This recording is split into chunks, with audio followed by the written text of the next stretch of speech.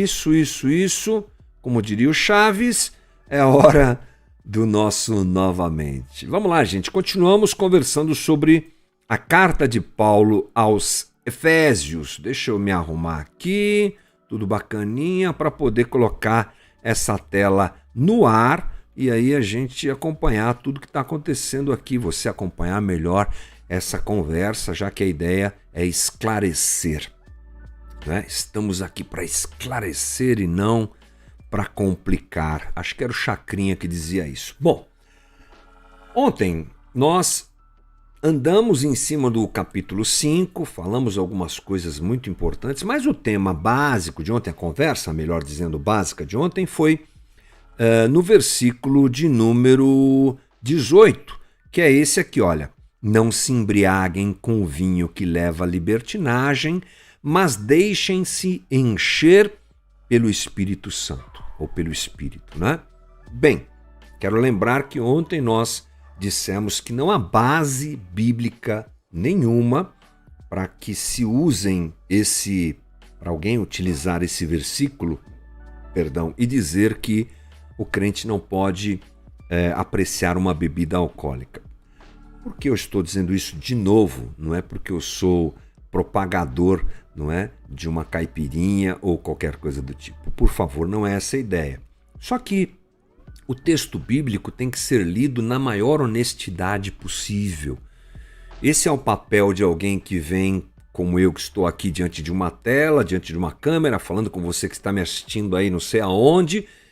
Eu tenho que ser honesto com o texto bíblico. E o texto bíblico não traz nenhuma direção para que se proíba o consumo de bebida alcoólica. Nós explicamos ontem, eu quero reforçar isso antes de irmos para a segunda parte do versículo, que é a nossa conversa de hoje, que Paulo está dizendo: não se embriaguem com vinho que leva à libertinagem. Vamos lembrar, Paulo está se dirigindo a uma comunidade que tem ao seu redor uma cultura muito forte do consumo de bebidas alcoólicas, inclusive sendo esse consumo utilizado para o culto, não é? A culto a entidades e deuses pagãos. Então, a bebida alcoólica era algo muito comum, muito forte, muito utilizado e que tirava, como ainda tira, é claro, a capacidade de domínio das pessoas, do domínio próprio. Por isso que Paulo diz: não se embriaguem com vinho que leva à libertinagem. O se embriagar é que é o grande problema, como o próprio texto diz aqui, porque o se embriagar faz o homem perder a sua capacidade de raciocínio, e isso leva à libertinagem, que tem a ver com excessos das mais diversas situações. Tudo que você percebe que há excessos, de forma geral, tem alguma coisa tirando a sobriedade das pessoas. A bebida alcoólica sempre está combinada com isso, né? O seu excesso está sempre combinada com brigas, com dissensões, com abusos, com orgias sexuais, né? Já que inclusive Paulo fala sobre isso um pouco mais acima. Então Paulo está dizendo: não vai nesse caminho, não se deixe perder, não deixe que a tua mente perca o controle por conta da bebida alcoólica, porque isso vai levar você à perda de outras coisas, não é? E vai levar ao abuso de outras coisas. Interessante, quando a gente lê um texto desse, a gente pensar que evangelho não tem a ver com perda de controle, evangelho não tem a ver com loucura, evangelho não tem a ver com algumas manifestações que a gente ainda encontra muito, inclusive é só você fazer uma pesquisa na internet aí de gente perdendo o controle, não é? Imitando bicho e dizendo que é unção do Espírito. Olha que coisa interessante. Se esse fosse o caminho da manifestação do Espírito Santo, Paulo não diria um negócio desse, né? A ideia aqui é: mantenha o controle, e ser cheio do Espírito é, de alguma forma, manifestar os dons do Espírito, óbvio, o fruto do Espírito, e entre eles, como o próprio Paulo diz lá em Gálatas, está o domínio próprio. Olha que volta interessante que a gente pode dar em cima de um simples versículo, se a gente pode chamar de simples. Bom, mas o importante é que Paulo diz: encham-se do Espírito. Perdão, encham-se do Espírito. É aí que Paulo chega. Não se embriaguem com vinho, mas encham-se do Espírito. Muito bom. A palavra encher é plerol, quer dizer tornar cheio, completar, preencher até o máximo, transbordar. Eu já falei desse termo, é o mesmo termo usado por Jesus em Mateus 5,17. Eu não vim revogar a lei, mas vim cumpri-la. No português, foi traduzido assim, na maior parte das versões está assim, mas é a mesma palavra, a mesma intenção do grego. E a palavra é plerol, que quer dizer transbordar. Lá Jesus está dizendo: eu não vim revogar a lei, eu vim transbordá-la, eu vim preenchê-la, eu vim completá-la, vim explicar o coração da lei. E aí ele entra ali no famoso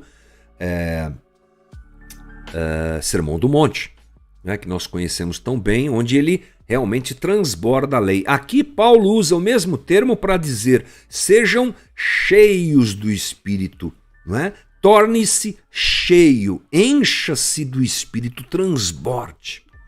Olha só o que o grego nos possibilita em cima desse trecho. Primeiro, o verbo ele está no modo imperativo. Encha-se do Espírito. Deixem-se encher com o Espírito. Isso significa o seguinte, numa tradução mais antiga, enchei-vos, não é uma proposta alternativa, justamente porque está no imperativo. Não é uma opção, mas um mandamento de Deus. Olha que interessante. Paulo está dando uma ordem aos Efésios. Encham-se do Espírito, largue esse negócio de ficar embriagado, perder o controle e cair na dissensão, cair na divisão, cair nessas coisas aí, e encha-se do Espírito. É uma bronca, é uma determinação, é uma palavra no imperativo. Então, ser cheio do Espírito não é opcional para o cristão, é obrigatório. Outra coisa interessante é que o verbo está no plural. Portanto, não tem ninguém que escape dessa ordem. Essa ordem é endereçada a todos da comunidade cristã. Deixe-se encher do Espírito, ou encham-se do Espírito. Quem? Todos. Todo mundo precisa ter esse desejo, esse compromisso e obedecer essa direção. Outra coisa interessante é que o verbo está na voz passiva. Olha quanta coisa a gente aprende. O que significa isso? Significa que não sou eu que me encho do Espírito, é o Espírito que me enche. Isso é relevante? Sim.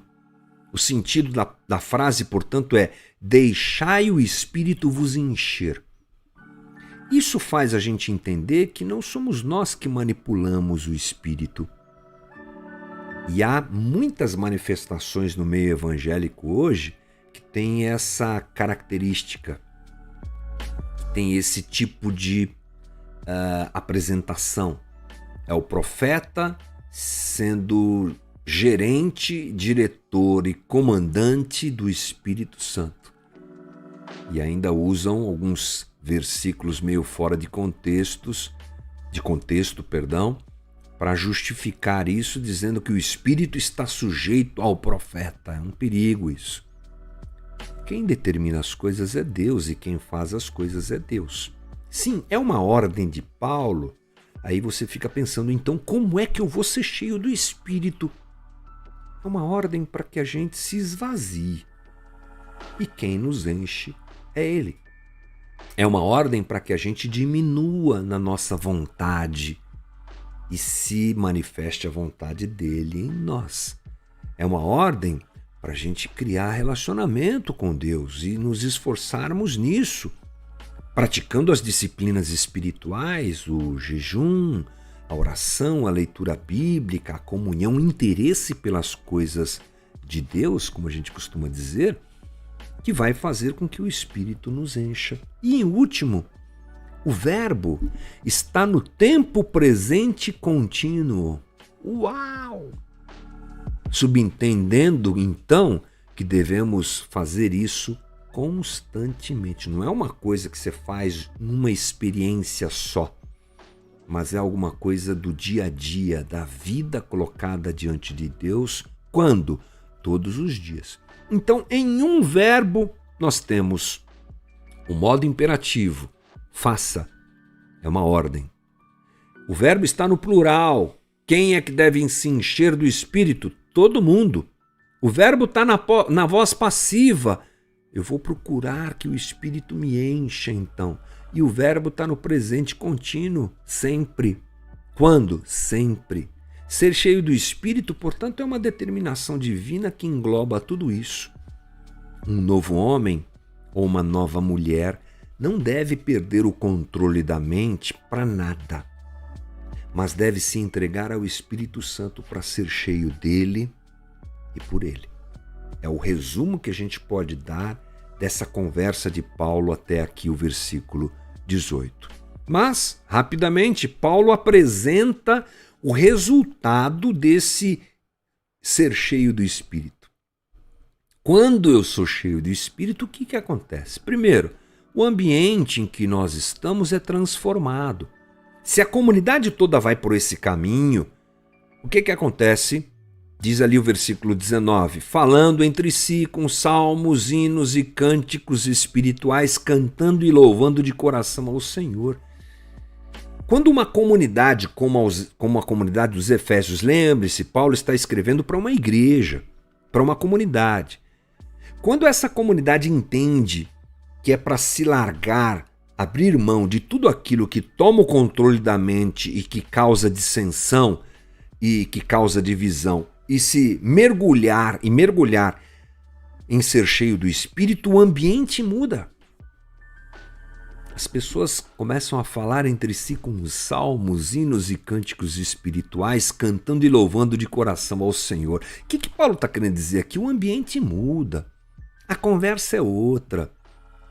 A gente interage da maneira correta, da maneira idealizada por Deus como comunidade. Há uma promoção de transformação do ambiente onde eu vivo, onde você vive e mais ainda onde nós vivemos, que é a comunidade. Segunda coisa, uma gratidão extrema e constante brota no coração de quem é cheio do Espírito, dando graças constantemente a Deus por todas as coisas.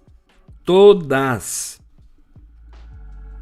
Aquele que é cheio do Espírito, que não tem a sua mente dominada, no caso citado por Paulo, por uma bebida alcoólica ou qualquer outra coisa do tipo, é uma pessoa que ela se torna grata a Deus por todas as coisas. A comunidade se torna grata a Deus. Mas o senhorio de Jesus Cristo se faz presente. Ele fecha o versículo 20 dizendo, em nome de nosso Senhor Jesus Cristo. Viver de maneira digna do nosso chamado é responder adequadamente ao sacrifício de Jesus na cruz, porque esse é o tema desses versículos que nós conversamos hoje aqui. Respondendo ao sacrifício, somos convocados a responder adequadamente ao sacrifício de Cristo, sendo cheios do Espírito e vivendo adequadamente nesses dias e nesse tempo em que vivemos. E que Deus nos dê graça em tudo isso, porque esse é o caminho do cristão. Vivermos como quem honra em gratidão ao sacrifício de Cristo na cruz, não deixando a nossa mente ser tomada por nada, mas sendo cheios do Espírito Santo. Esse foi o nosso Novamente de hoje.